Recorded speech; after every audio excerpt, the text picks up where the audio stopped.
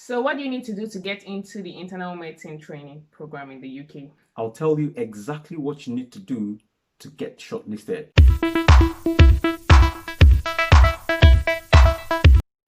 Hi guys, welcome back to my channel. My name is Laju. I'm a Nigerian living in the UK. This is another episode of Learn with Laju. And today I have with me here an internal medicine trainee in the person of Dr. Dosu. Can you please introduce yourself? Oh, hi, my name is Dr. Dosu. I'm one of the internal medicine trainees here in the United Kingdom. Thank you for having me here. You're welcome. So I've had a couple of people ask me how to get into training as a doctor in the UK. Most people believe that the process is a hard one, and that's why I've invited Dr. Dosu here to help us and enlighten us more about this. Okay? Oh, yeah, that's good. That's all right. Thank you. Yeah. Thank you again for having me here. All right. So the first thing I want to ask Dr. Dosu is, what would you advise a doctor looking to immigrate and work abroad? What country would you advise them to look into? Canada, US, or the UK? So that's a very interesting question, really, because there are three different countries with these different processes of getting into the country. So for me, I'm in the UK, so obviously it's very easy for me to answer questions based on immigration into the UK to practice as a doctor in the United Kingdom. Well, I think the three different countries have their different pathways for getting into the country. For the United States, you would have to do the USMLE examination. You pass that, you have to wait for the matching process. Some people, it takes years for them to get matched. One advantage is if you're able to get matched very quickly, you get directly into your training. Yeah. So that's one good thing about the US.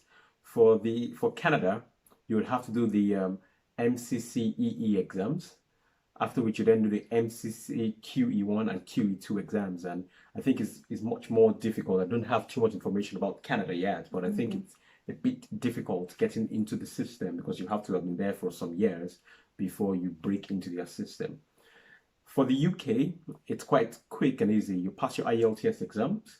People say that's the rate limiting exam, but if you're able to succeed at that, then I think the PLAB 1 and PLAB 2 will probably be just a walkover because it doesn't test.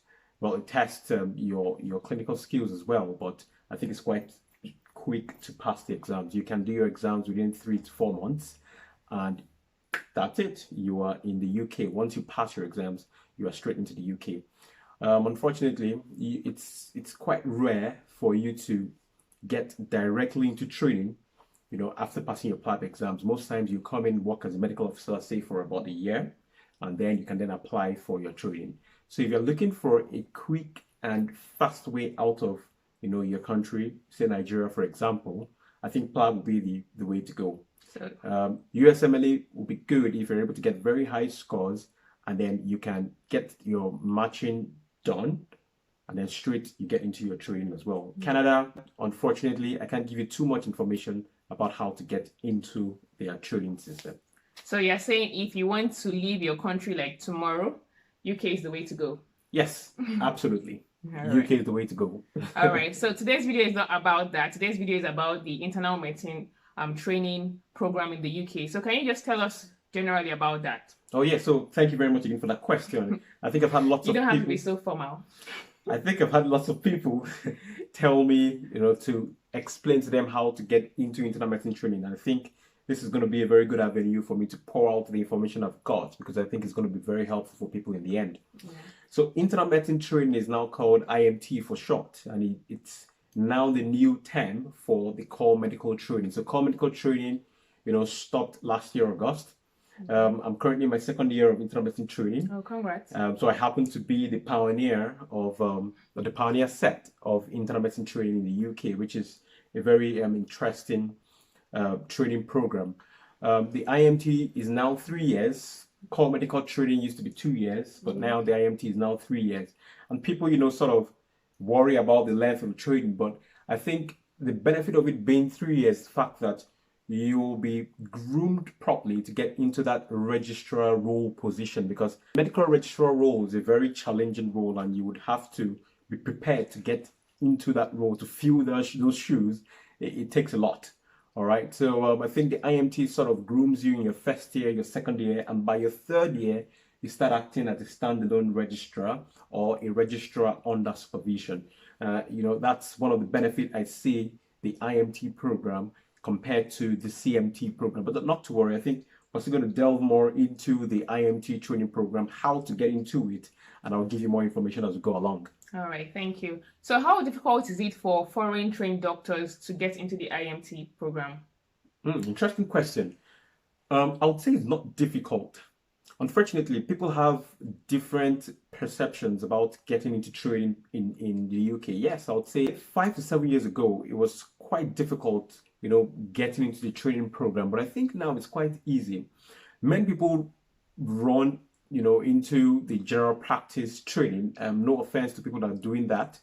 Okay, but I think many people do that because they don't have information about how to get into other specialties. I had lots of my colleagues that still get very surprised when I tell them, oh, I'm doing internal medicine training. They're like, oh, how did you get into internal medicine training?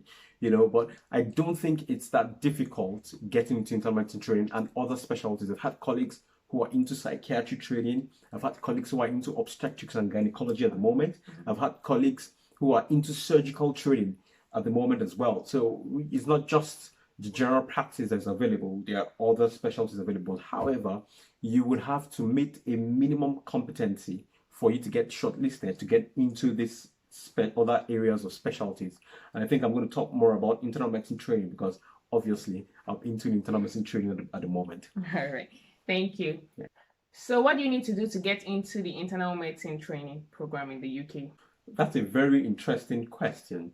So what you need to do to get into internal medicine training, look, most of this information is available on the JRCPTV website. I think you will probably post a link in the description, somewhere in this YouTube video.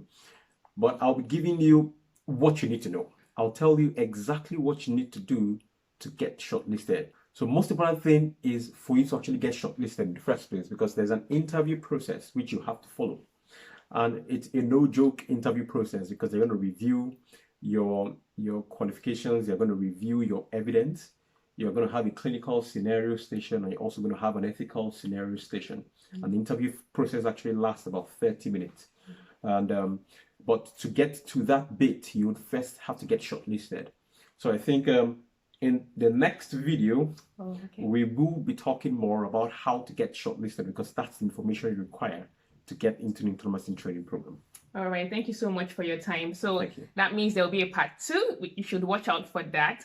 And I hope you enjoyed today's video. Don't forget to like and subscribe. Tell them to subscribe. Please do subscribe to this channel because you'll be getting lots of information from it. Thank you so much. Bye. Bye.